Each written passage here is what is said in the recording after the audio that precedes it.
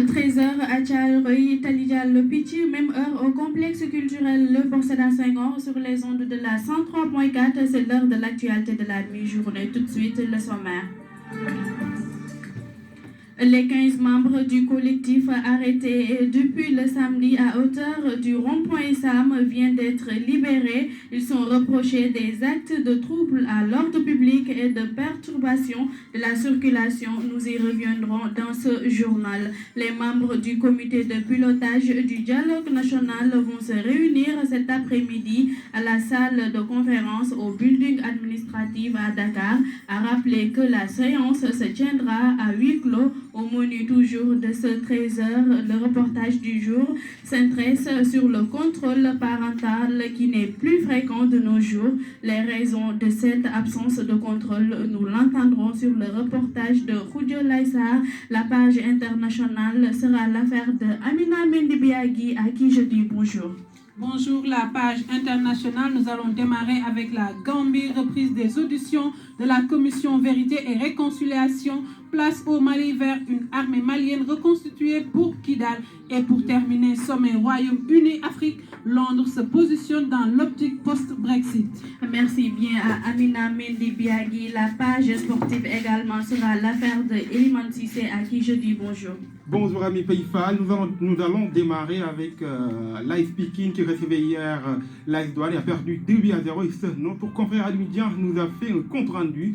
Vous aurez son compte rendu dans ce journal de sport. Ensuite, nous allons parler des résultats de la 6e journée de la Ligue 1 et de la Ligue 2 sénégalaise. Enfin, nous allons de où les Lions attendent leurs adversaires demain. Telles sont les grandes lignes ami Payfal. Le développement dans quelques minutes dans la page sportive. Merci bien à Eliman Sissé. C'est ce qui mettra fin à la première partie de ce journal. La deuxième partie comportera deux éléments, à savoir la revue des titres, c'est ce qui sera l'affaire de Aïssatou Diaw.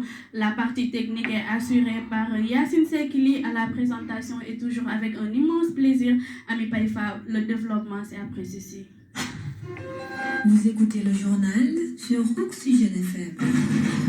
Bonjour et bienvenue. Nous sommes aujourd'hui le lundi 20 janvier 2020. Comme je vous l'annonçais en titre, les membres du comité de pilotage du dialogue national vont se réunir cet après-midi à la salle de conférence du 10e étage au building administratif de Dakar. La séance qui se tiendra à huis clos va plancher sur la mise en place du bureau du comité de pilotage et la constitution des différentes commissions thématiques. Le chef de l'État, Macky Sall, soutient que le projet d'accord cadre sur la criminalisation du trafic de produits médicaux de qualité inférieure est falsifié. Ainsi, selon lui, il espère que son adoption et sa mise en œuvre contribueront à l'améliorer notre action commune de lutte contre la fabrication et la distribution, a signalé que le président de la République était à Lomé en Togo dans le cadre d'un sommet sur le trafic de faux médicaments.